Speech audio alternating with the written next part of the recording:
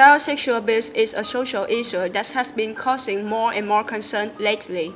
It can be considered as a problem of the decadent society.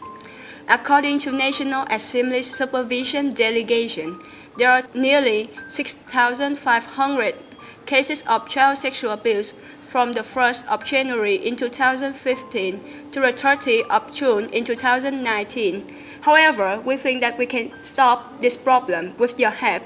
Therefore, the topic of this year of growth, we want to bring this issue in our community in order to have more attention from majority and try to prevent it as much as possible.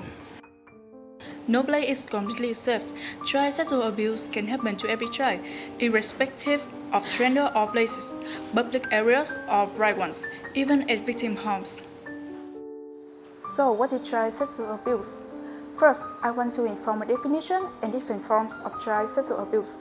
Child sexual abuse can be defined as using activities to involve children in sexual acts. Forms of child sexual abuse can be classified into two types, non-touching and touching. Non-touching includes using inappropriate words, asking or persuading children to talk on sex-related topics. About touching, the incidents of abuse include touching personal body parts, having intercourse, exploitation, and grooming. However, sometimes it is not easy to identify the abuser. The criminals often try to be friends with children and build credibility to victims and their families. Moreover, nowadays, those actions are not only occur in real life but also on the internet and a new tool in order to connect to children and commit a crime. Both touching and non-touching forms happening online or real life, child sexual abuse still damage victims psychologically and physically.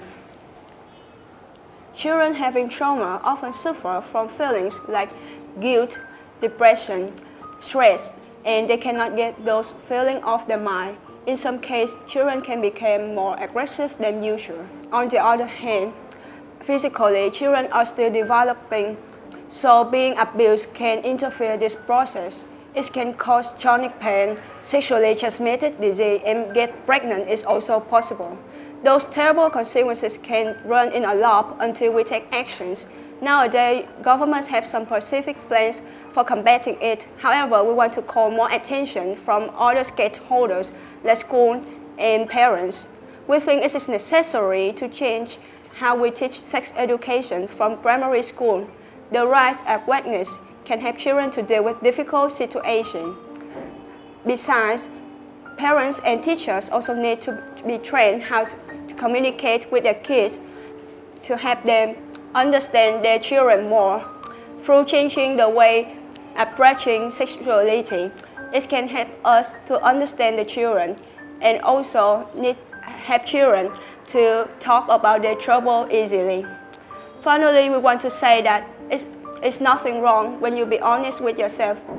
If you feel uncomfortable in any situation, please tell your feeling.